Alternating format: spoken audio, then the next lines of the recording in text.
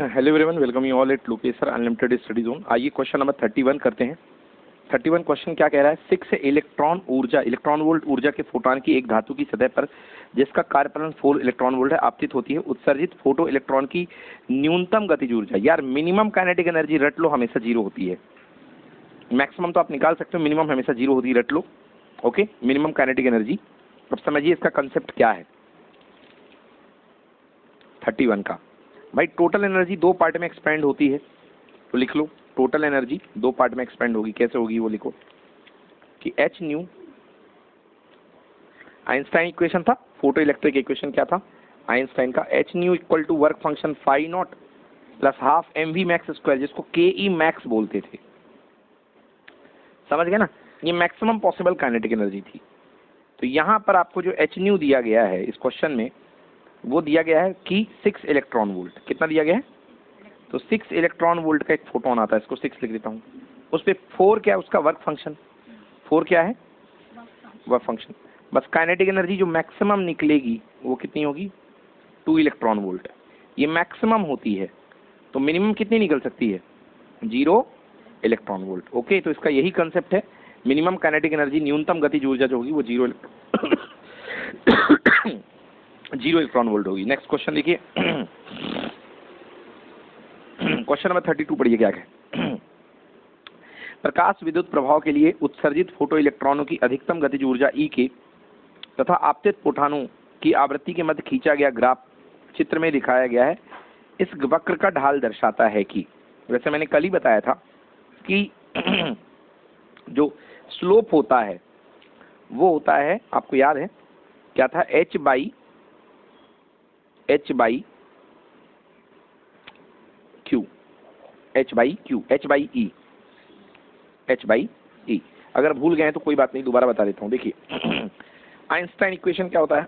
Einstein equation होता है H nu equal to phi not plus maximum kinetic energy half M V square, या K E max लिख लो बस, ठीक है। के ई के इक्वल टू कितना बचेगा? H nu minus H nu not, पलट के लिखो, K E equals to H nu minus H nu not, H nu not. Clear हुआ? अब यहां से आप काइनेटिक एनर्जी, अगर स्टॉपिंग पोटेंशियल के वोल्टेज के टर्म में अगर आप इसको एक्सप्रेस करना चाहते हो, ओके,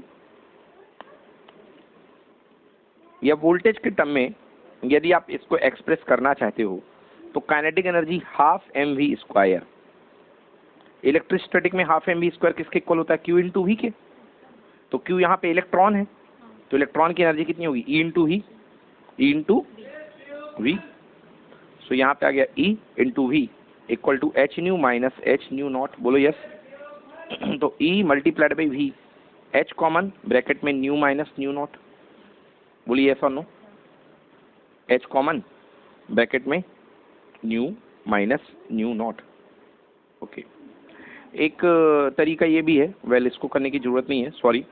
तो E V equal to H nu minus H nu not आया था, तो v equals to H upon E multiplied by nu minus H nu not upon कितना? ई। तो देखिए यहाँ पे ये जो यहाँ पे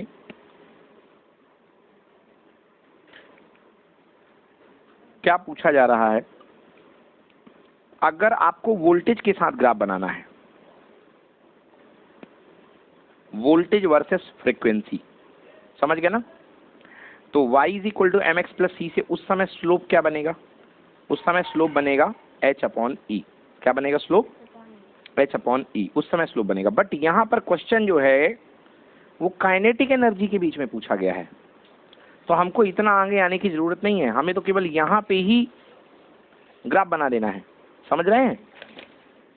यानी k equals to E, sorry, k equals to H nu minus H nu not, kinetic energy. तो ये है काइनेटिक एनर्जी k, और ये है क्या? फ्रीक्वेंसी।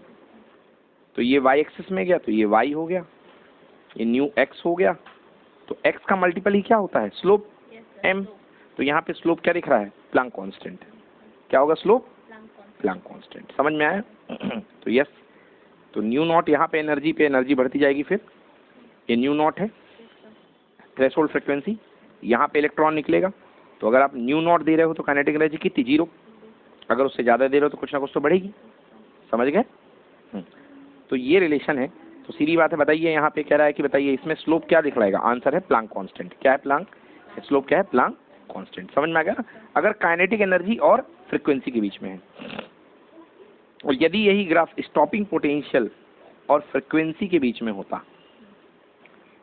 तो फिर क्या होता है, H/E। फिर उस समय पे स्लोप क्या होता, H/E। समझ में आया कि नहीं आया? दैट टाइम इसका जो स्लोप होता वो होता H/E। बट अभी जो स्लोप है m, वो किसके इक्वल है, h के इक्वल है, प्लांक कांस्टेंट के। क्लियर है? Okay, no problem. Next question number 33 देखिए। Question number 33, Planck constant h मात्रक है, ऊर्जा का, कारक का, रेखी संवेग का, कोणीय संवेग का। भाई प्लांक कांस्टेंट वैसे तो कांस्टेंट है ना, परंतु आप यदि बात करें तो प्लांक कांस्टेंट की जो यूनिट है वो मिलती जुलती है। किससे मिलती जुलती है बच्चों, एंगुलर मोमेंटम से। किससे मिलती जुलती है, एंगुलर मोमेंटम से प्लांक कांस्टेंट की यूनिट मिलती जुलती है। मैं आपको बता देता हूँ 33 नंबर क्वेश्चन। बेटा Planck constant equals to H nu से, एच इक्वल टू क्या हो जाएगा, E/न्यू, यानी एनर्जी मल्टीप्लाइड बाई कितना हो गया, time. Energy multiply by time. तो एनर्जी mL/2 एनर्जी का होता है, इंटू टाइम का 1। तो ये कितना हो गया, mL/2 और T⁻⁻1। ये आ गया प्लांक कांस्टेंट का डायमेंशन फार्मूला। ओके, अब एंगुलर मोमेंटम का भी डायमेंशन फार्मूला जरा देख लो। mvr, m की जगह m, v की जगह L⁻⁻1 और r की जगह कितना l, r तो रेडियस है, l होगा। तो इसका भी कितना हो गया, mL/2 T⁻⁻। मतलब बच्चों डायमेंशनली प्लांक कांस्टेंट जो होगा वो एंगुलर मोमेंटम के क्या होगा, इक्वल होगा। समझ में आया कि नहीं आया? डायमेंशनली प्लांक कांस्टेंट जो होगा वो एंगुलर मोमेंटम के इक्वल होगा, बन जाएगा। क्वेश्चन नंबर 34 पे आइए। है क्वेश्चन आपके पास? क्वेश्चन नंबर 34 है, आवृत्ति 4 न्यू नॉट, न्यू नॉट मतलब थ्रेशोल्ड फ्रिक्वेंसी का 4 गुना की फ्रिक्वेंसी का एक प्रकाश दहली आवृत्ति न्यू नॉट की धातु पर आपतित होता है, उत्सर्जित फोटो इलेक्ट्रॉनों की गतिज ऊर्जा बताइए। बहुत ही सिंपल है भाई। भाई कितनी होगी, 3h न्यू नॉट हो जाएगी, क्योंकि एक h न्यू नॉट तो उसको उसमें लगती है बाहर निकालने में। सो भैया h nu equal to h nu not plus KE max, यही होता है फॉर्मूला। अब देखिए यहाँ पे h है, अभी जो न्यू आई है वो किसके इक्वल है, 4 न्यू नॉट के equal, equals to h nu not plus kinetic energy max. Yes और नो? तो K निकालना अपन को, तो 4 बार h न्यू नॉट में से एक बार h न्यू नॉट गए। So answer K equal to क्या आ गया, 3h न्यू नॉट बस हो गया, यानी कि 3 बार होगी। सो ऑप्शन नंबर ए देखिए इसका आंसर होना चाहिए 34 का ए, बिल्कुल सही, 3 टाइम्स h न्यू नॉट, है ना बेटा? नेक्स्ट क्वेश्चन नंबर 35, प्रकाश सेल की कार्यविधि के संबंध में फोटो सेल क्या करता है भाई, लाइट एनर्जी को इलेक्ट्रिक एनर्जी में कन्वर्ट करता है। तो कौन सा ऑप्शन हुआ बताओ, यह प्रकाश को विद्युत में परिवर्तित करता है, बी ऑप्शन हुआ। क्लियर ना? यस।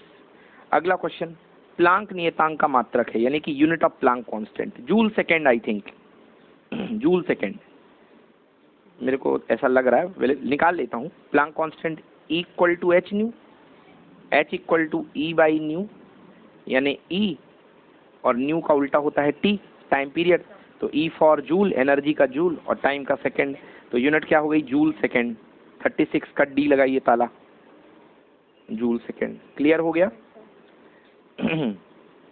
नेक्स्ट अगला क्वेश्चन है, एक प्रकाश विद्युत प्रयोग में निरोधी विभव V और आपतित विकिरण की फ्रिक्वेंसी न्यू में आचरण बताने वाला आरेख है। Which is the correct graph to show the exact relationship between stopping potential and frequency. तो बच्चों आपको याद हो चुका होगा अब तक D option, option number D दिख रहा है ना, बिल्कुल क्लियर। भाई वी और न्यू में कई बार मैंने ग्राफ भी बता दिया और ये भी बताया है कि इसका जो स्लोप होता है वो नेगेटिव एच अपॉन न्यू के ई के इक्वल होता है, एच अपॉन ई के इक्वल। थोड़ी देर पहले ही तो आया था, है ना? तो यस, एक बार बना लीजिए ग्राफ। ये ऊपर पोटेंशियल, नीचे फ्रिक्वेंसी, और ये ग्राफ इस तरीके से आता है। ये पॉइंट जहाँ पे टकराता है ये क्या होती है? Threshold frequency. क्या होती है? Threshold frequency. समझ गए ना? हाँ, तो ये स्टॉपिंग पोटेंशियल हो गया और ये फ्रिक्वेंसी हो गई। चलिए, तो ग्राफ इसका डी ऑप्शन है, कोई बड़ी बात है नहीं। Any problem? ओके, नेक्स्ट अगला 38 क्वेश्चन। यदि फोटो सेल में निर्वात के स्थान पर कोई अक्रियाशील गैस भर दी जाती है तो, इनर्ट गैस भर दी जाती है। यार देखो, फोटो सेल में आप वैक्यूम की जगह पे कोई गैस भर दो तो क्या हो जाएगा? देखो, ये फोटो सेल है, यहाँ से लाइट आ रही है, विंडो लगी होती है। क्या लगी है? विंडो। यहाँ से लाइट आ रही है और इस पे आके घल रही है मतलब टकरा रही है। अब टकराएगी तो यहाँ से क्या निकलेगा? इलेक्ट्रॉन निकलेगा, है ना? अब अगर आपने कोई गैस नहीं भरी है तो इसके अंदर गैस के एटम भी नहीं होंगे, तो ये सीधे सीधे निकल जाएगा। अगर आपने भले ही इनर्ट गैस भरी है बट गैस तो भरी है ना, तो इलेक्ट्रॉन जाके इससे फ्रिक्शन करेगा कि नहीं करेगा? तो करंट उतनी अच्छी तो फ्लो नहीं होगी जितनी बढ़िया फ्लो हो रही थी। समझ में आया कि नहीं आया? तो ऑप्शंस पढ़ो इसका भैया। पहला, प्रकाश विद्युत धारा का मान घट जाता है, प्रकाश विद्युत धारा का मान बढ़ जाता है, प्रकाश विद्युत धारा वही रहती है, प्रकाश विद्युत धारा का घटना या बढ़ना फोटोसेल। अब इतनी ही कहानी पे ये क्वेश्चन ऑप्शन देख करके समझ में आ रहा है कि इतनी कहानी से ये क्वेश्चन सॉल्व होने वाला नहीं है, इसमें कुछ और है। तो ये समझो कि पहली चीज, इसका आंसर क्या है? इसका ये है कि फोटो इलेक्ट्रिक करंट बढ़ जाएगी। फ्रिक्शन जरूर बढ़ेगा बट फोटो इलेक्ट्रिक करंट बढ़ जाएगी। क्यों बढ़ जाएगी?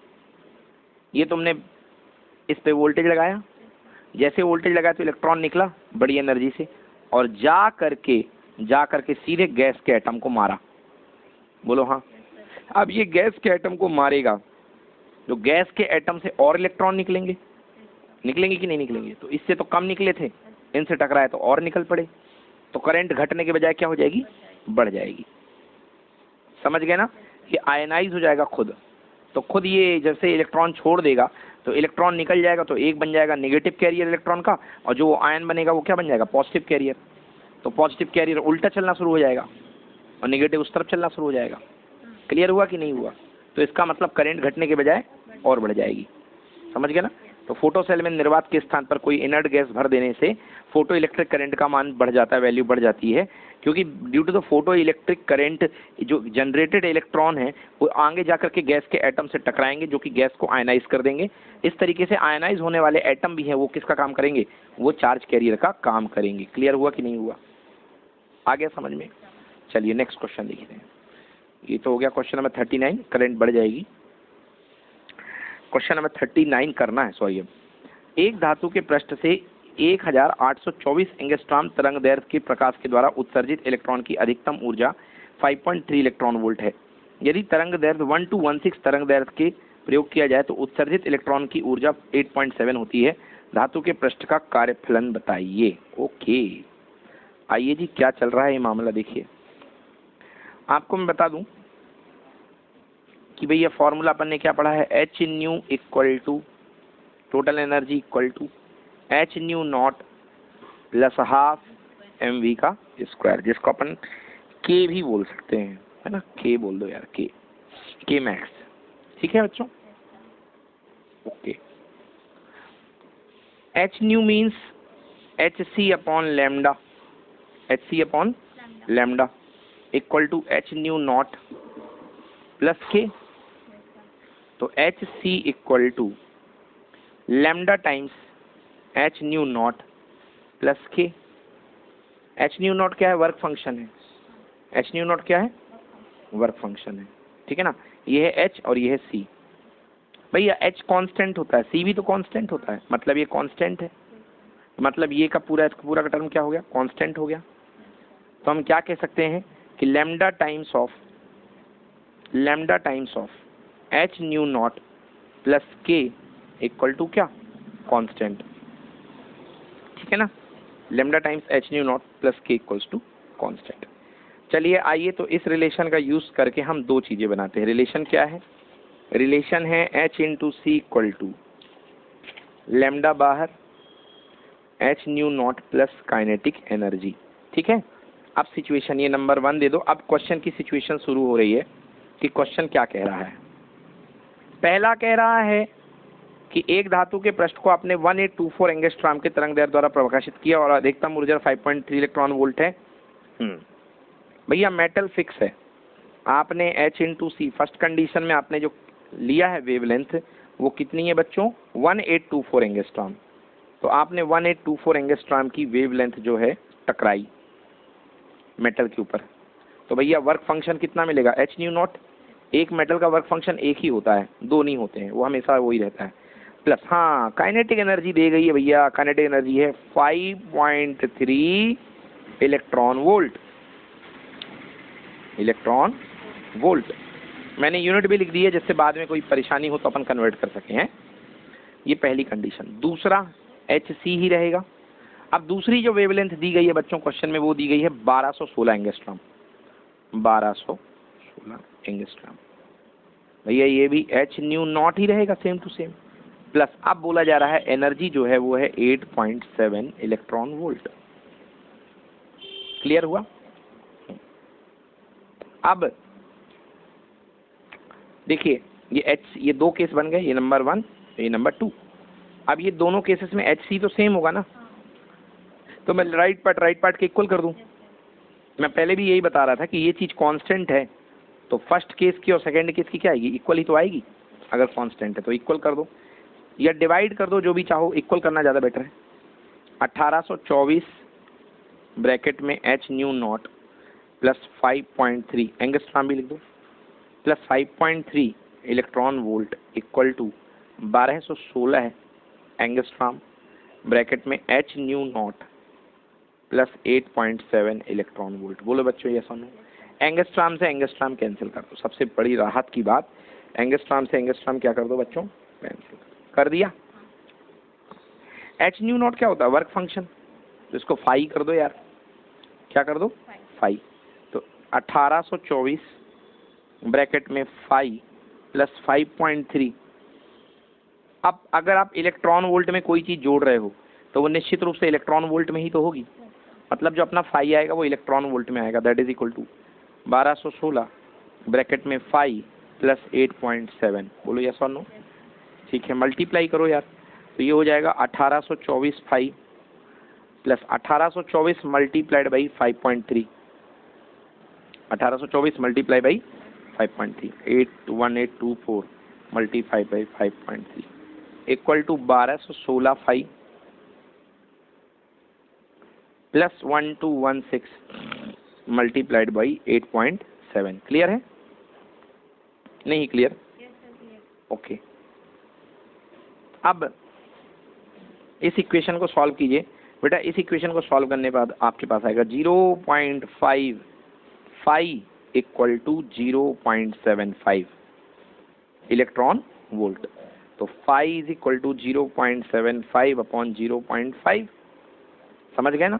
तो आंसर कितना आएगा? 1.5 इलेक्ट्रॉन वोल्ट। मतलब जो वर्क फंक्शन होगा वो कितना होगा? 1.5 इलेक्ट्रॉन वोल्ट। क्लियर हो गया? तो ये दो कंडीशन है। अब इसमें फ्रिक्वेंसी में भी कर सकता था क्वेश्चन, इसने वेवलेंथ में कर दिया है, कोई प्रॉब्लम नहीं है, बन जाएगा बच्चों। चलिए नेक्स्ट क्वेश्चन देखिए। अगला क्वेश्चन है, एक धात्विक प्लेट में आपतित प्रकाश की तीव्रता और धारा। भैया सबको पता है कि जितने ज्यादा फोटोन आकर के गिरेंगे करंट उतनी ज्यादा बढ़ेगी। तो अगर आपकी इंटेंसिटी बढ़ती जा रही है तो करंट भी क्या हो जाएगी? बढ़ती जाएगी। इंटेंसिटी को आई न्यू से ले रखा है और करंट आई है, तो करेक्ट आंसर क्या होगा? यही तो होगा भाई। इंटेंसिटी 0 तो करंट नहीं होगी। अगर आप इंटेंसिटी बढ़ा रहे हो तो करंट भी क्या होगी? बढ़ेगी। तो इसका बी ऑप्शन है, लिख लो। Intensity is proportional to incident current.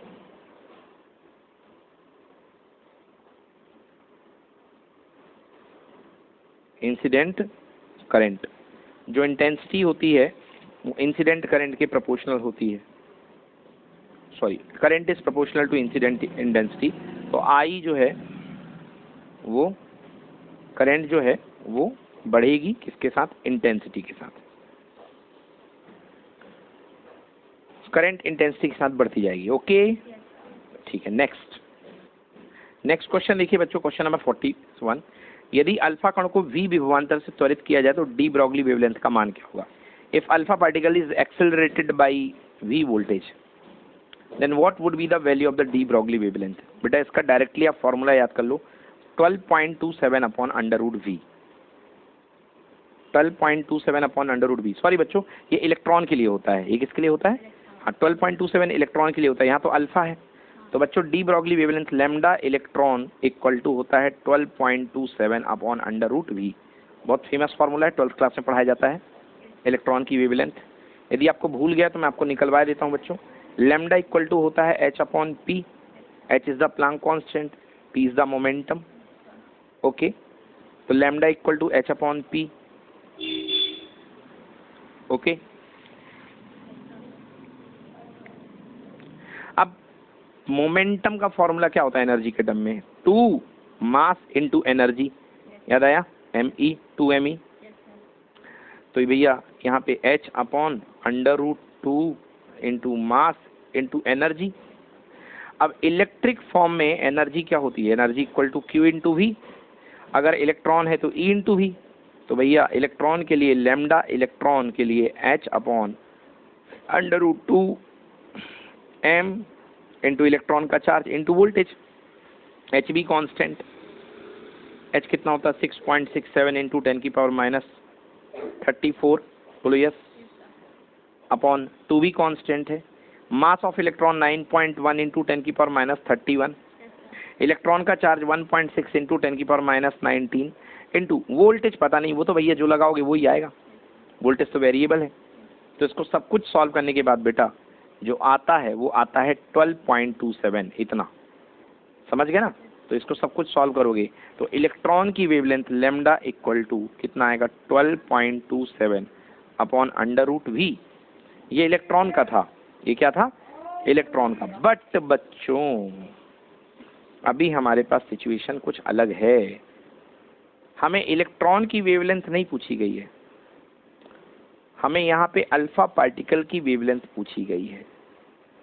किसकी पूछी गई है, अल्फा पार्टिकल की वेवलेंथ हमें यहाँ पर पूछी गई है। तो बच्चों वेवलेंथ ऑफ इलेक्ट्रॉन का फॉर्मूला होता है ये lambda equal to 2.27 upon E V, जो किससे आया है, lambda equal to h upon under root 2 mass into Q into potential, under root 2 की एम क्यू भी, क्यू की जगह अपन ई रख देते हैं तो ये आ जाता है। बट अब हमको यहाँ पे क्या निकालना, alpha, wavelength of alpha equal to 6.67 into 10 की पावर माइनस 34 अपॉन 2 रहने दो। मास ऑफ अल्फा पार्टिकल कितना होता है, अल्फा पार्टिकल का न्यूक्लियस जो होता है वो होता है 2He4, हीलियम का न्यूक्लियस होता है, तो इसका मास कितना होता है 4, तो 4 AMU, और 1 AMU इक्वल टू 1.67 इंटू 10 की पावर माइनस 27 किलोग्राम। बोले हाँ। चार्ज कितना होता है, चार्ज इस पे 2 प्रोटॉन का चार्ज होता है, यानी कि 2 टाइम्स ऑफ 1.6 इंटू 10 की पावर माइनस 19 इंटू वोल्टेज छोड़ दो, V की फॉर्म में ही रहने दो। तो wavelength of alpha equal to 6.67 into 10 की पावर माइनस 34। बच्चों अब क्या करना है, कैलकुलेटर निकालो, मैं जो कह रहा हूँ 2 4 जा 8, लिखो 8 कैलकुलेटर में, into 1.67 into 2 into 1.6, 8 into 1.67 into 2 into 1.6, ठीक है। तो ये सॉल्व करने पर आपने दिया मुझे 42.75। अब पावर देखो बेटा नीचे की नेगेटिव, एक है -27 और एक है माइनस का 19, तो 10 की पावर 27 और माइनस माइनस प्लस हो जाएंगे, तो 9 और 7 16, यानी कितनी 46 पावर। 27 में 10 जोड़ दो तो पहले वो 37 और 37 में 9 जोड़ दो 46, तो नीचे बन गया 10 की पावर माइनस 46, ठीक है ना।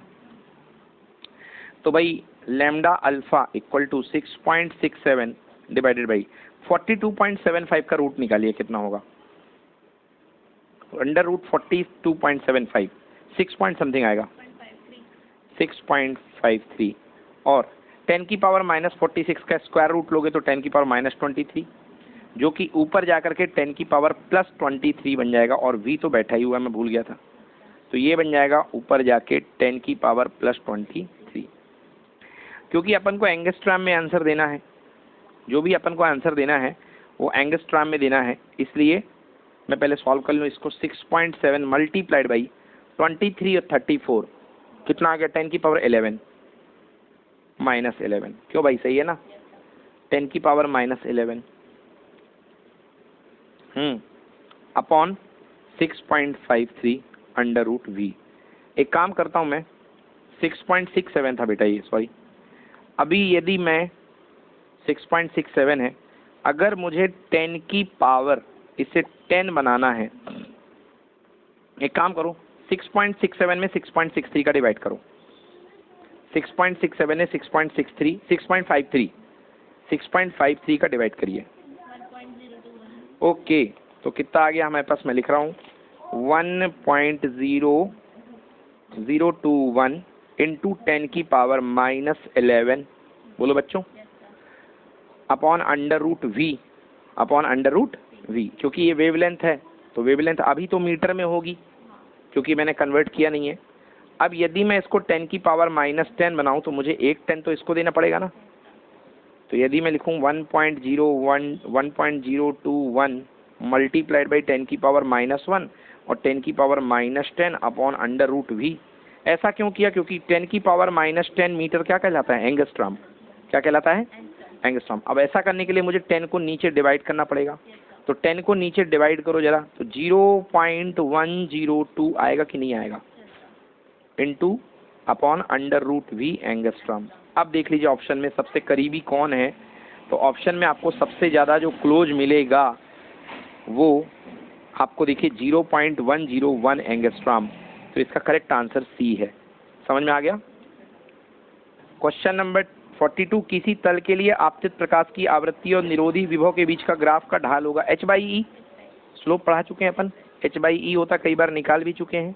v = h/e new -h upon e into new not होता है फॉर्मूला, तो उससे ये h/e आता है। नेक्स्ट क्वेश्चन 43, लैम्डा तरंगदैर्घ्य का प्रकाश धातु पर आपतित करने पर इलेक्ट्रॉन का वेग v है। यदि 3/4 प्रकाश का धातु पर आपतित हो तो इलेक्ट्रॉन का वेग क्या होगा। ओके, मतलब रिलेशनशिप किसकी निकलवाई जा रही है आपसे, रिलेशनशिप निकलवाई जा रही है आपकी कि एनर्जी की और वेलोसिटी की। एनर्जी से वेलोसिटी को रिलेट कर दिया जाता है। भाई वेलोसिटी का टर्म किसके पास आता है, काइनेटिक एनर्जी के पास। तो आइए इसको खेलते हैं। सबसे पहले भैया देखिए क्या है, अपन जानते हैं h nu = h nu not plus ½ mv²। बोलो यस और no. h nu = h nu not plus ½ mv²। अब ये तो कांस्टेंट है, बोलो यस और नो। तो सीधी सीधी लड़ाई इन दोनों की हो गई ना। मतलब h न्यू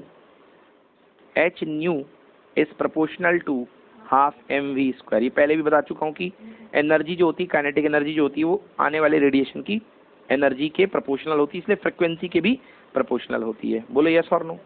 अब बच्चों h c/λ is proportional to ½ mv²। बोलो यस और no. h constant, c constant, 1/2 constant, mass constant, मतलब lambda is inversely proportional to v²। समझ गए ना, या v² is inversely proportional to lambda कह लो, है ना।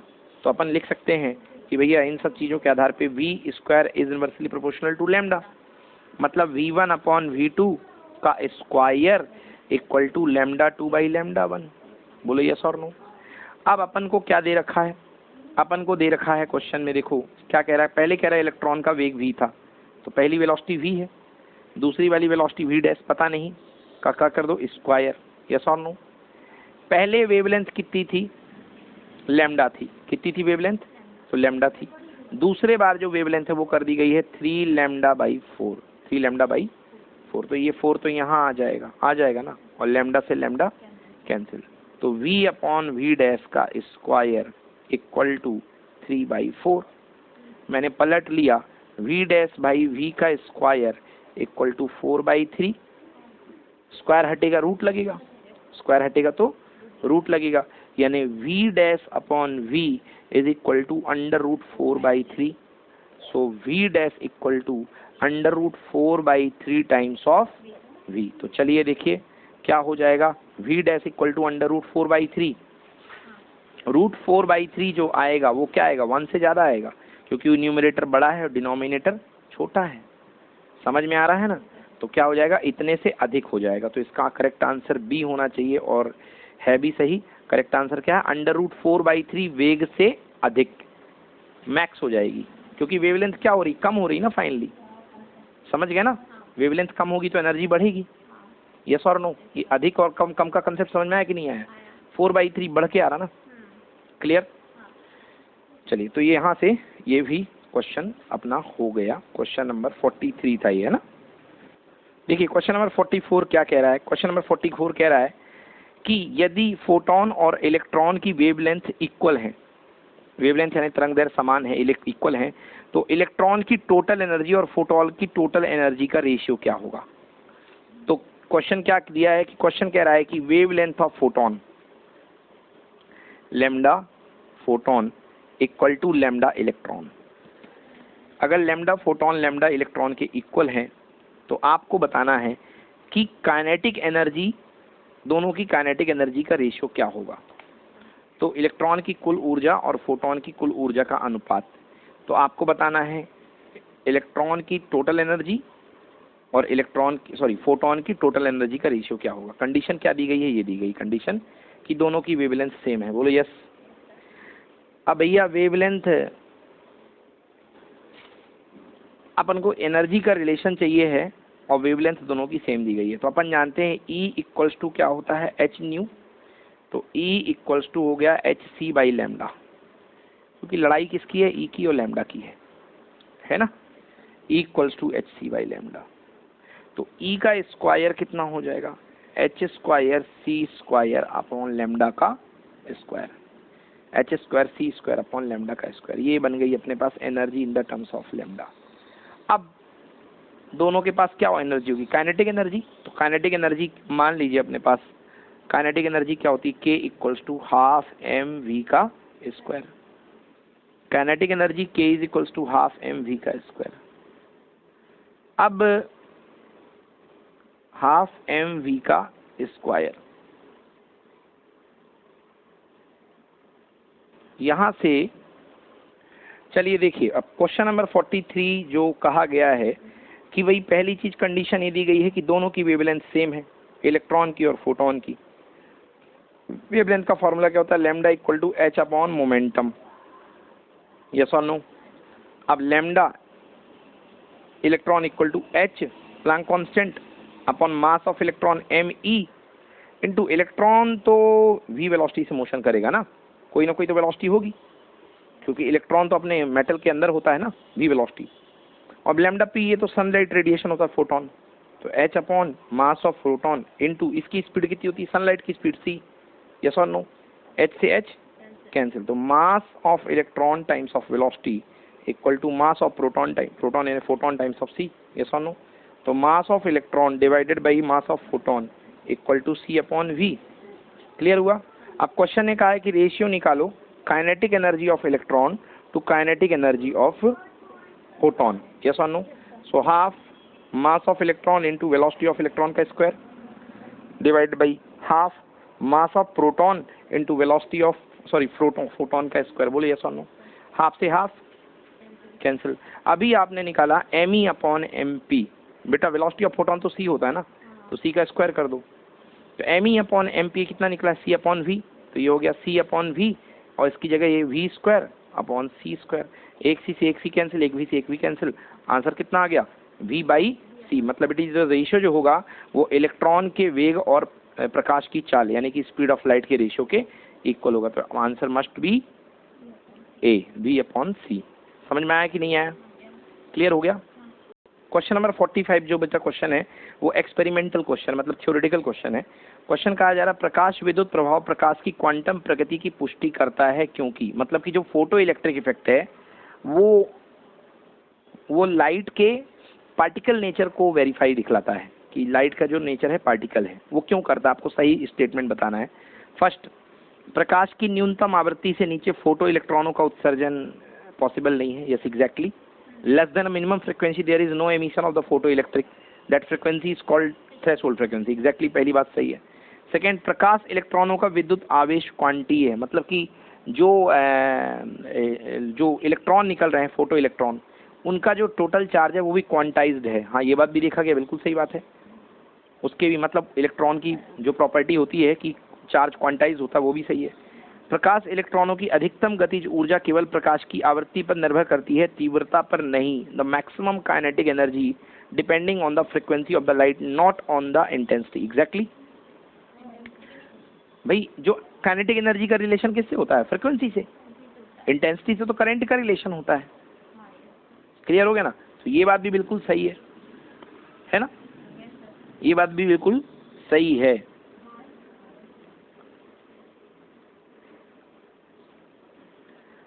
Yes, next. बट यहां पर ये बोला गया है कि लाइट के क्वांटम नेचर को शो करता है। यहां पर हमको ये बताना है कि जो फोटो इलेक्ट्रिक इफेक्ट है वो लाइट के क्वांटम नेचर को शो करता है। हाँ, लाइट के क्वांटम नेचर को शो करता है। इसमें से सबसे फेवर में कौन सा जा रहा है? ठीक है ना? इसमें सबसे फेवर में कौन सा जा रहा है?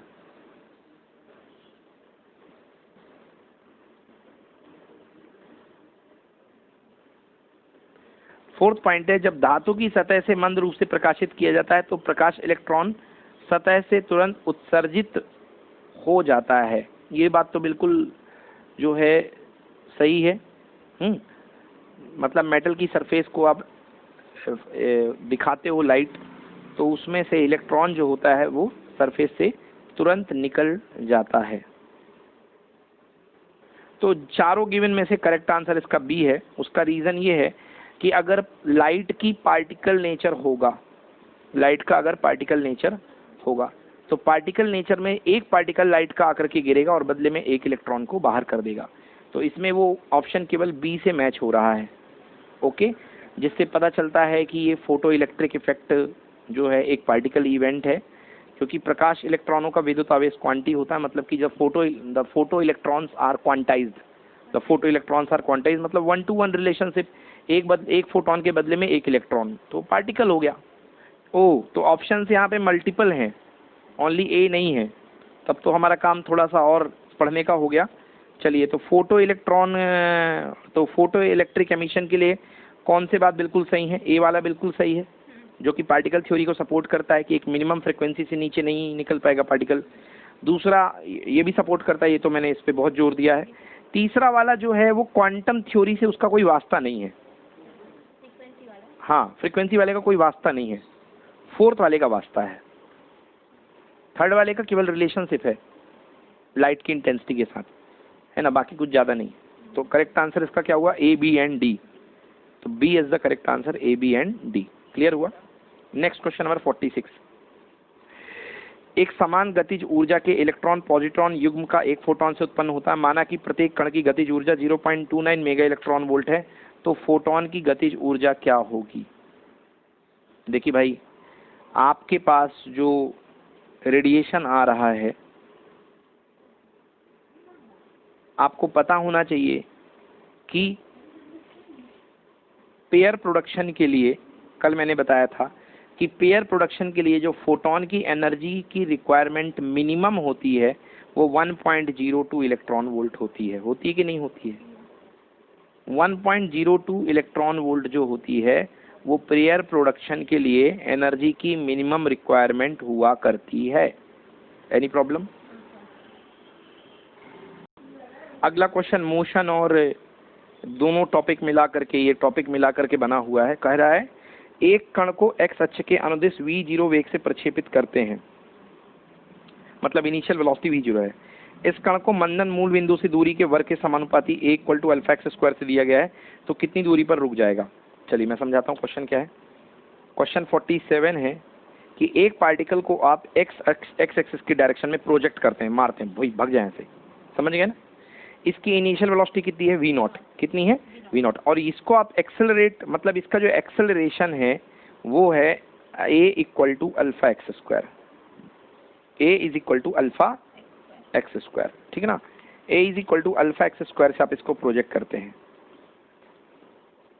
ठीक है, पूरा दिया भी नहीं है, अल्फा एक्स स्क्वायर अपॉन 3 है, सही कर लीजिए क्वेश्चन में, अल्फा एक्स स्क्वायर अपॉन 3 दिया, अल्फा एक्स स्क्वायर है बट वो अल्फा एक्स स्क्वायर अपॉन 3 है, क्लियर। अब कह रहा है कि ये जो है कितनी दूरी तय करके रुक जाएगा, कितनी दूरी तय करके रुक जाएगा। देखिए अगर एक्स एक्सिस में एक्स डिस्प्लेसमेंट ये ट्रेवल करता है उस समय एक्सेलरेशन कितना बनता है, अल्फा एक्स स्क्वायर अपॉन 3, मतलब डिस्प्लेसमेंट के हिसाब से एक्सेलरेशन है इसमें, वेरिंग एक्सेलरेशन। चलिए अपन जानते हैं फॉर्मूला होता है V square equal to U square plus 2as, होता है कि नहीं होता है, V square equal to U square plus 2as।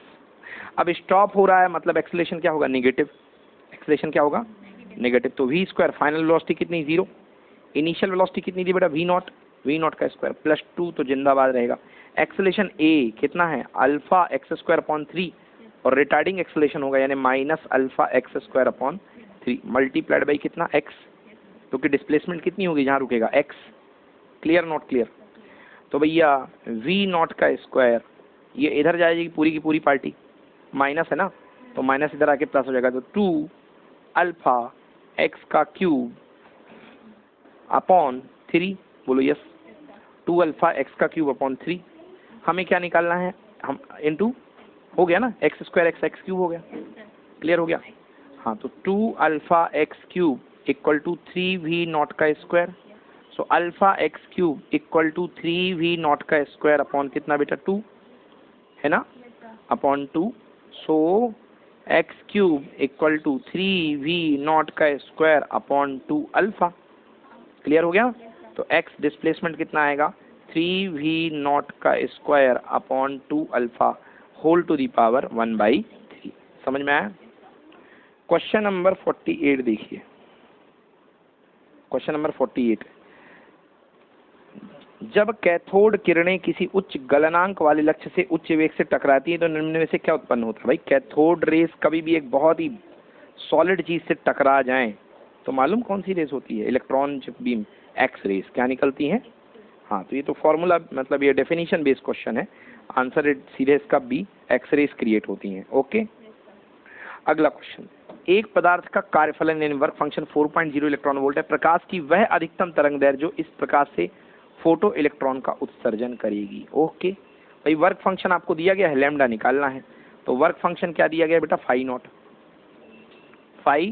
Not equal to कितना, 4 इलेक्ट्रॉन वोल्ट, कितना बेटा, आप सब लोग जानते हैं फाई इक्वल टू क्या होता है, H nu naught equal to 4 electron volt, yes, ठीक है ना, एच न्यू नॉट को क्या लिखेंगे बेटा, c upon lambda naught, c by lambda, तो अपन को वेवलेंथ चाहिए, तो कितना हो गया 4 इलेक्ट्रॉन वोल्ट यानी 1.6 इंटू 10 की पावर माइनस 19, अब ये जूल में कन्वर्ट हो चुका है, तो लैम्डा नॉट को ऊपर ले जाओ, एच की वैल्यू 6.67 इंटू 10 की पावर माइनस 34, सी की वैल्यू 3 इंटू 10 की पावर 8, और ये बारात नीचे ले आओ, 4 इंटू 1.6 इंटू 10 की पावर माइनस 19, बोलो यस और नो। बेटा इसको सॉल्व कर लो, इसको सॉल्व करने पर आपके पास जो आंसर आएगा वो आएगा 310 इंटू 10 की पावर माइनस 9 मीटर, जिसको बोलेंगे भैया 310 nanometre is the correct answer. Option number C is the correct answer, 310 nanometre. तो ये हुआ आपका चैप्टर फिनिश, इलेक्ट्रॉन फोटोन, समझ गए ना, dual nature of light, photo electric effect, clear.